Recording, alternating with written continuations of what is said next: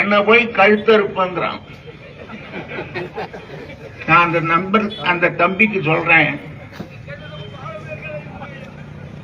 எங்க கழுத்தை ஏற்கனவே ரொம்ப பேர் அறுத்துட்டானே, எங்களை படிக்க வைக்காம எங்க கழுத்தை அறுத்துட்டானே, எங்களுக்கு வேலை கொடுக்காம ரொம்ப பேர் அழிச்சுட்டானே, நாங்க செய்யற விவசாயத்துக்கு தண்ணி கொடுக்காம எங்க குல தொழிலையே நாசம் பண்ணிட்டானே.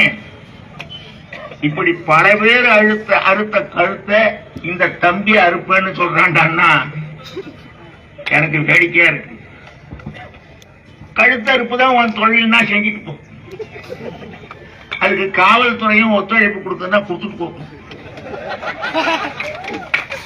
ஆனா காவல்துறை அதிகாரி கிட்ட நான் எந்த காவல்துறை அதிகாரியும் நான் போய் பார்க்கறதே கிடையாது.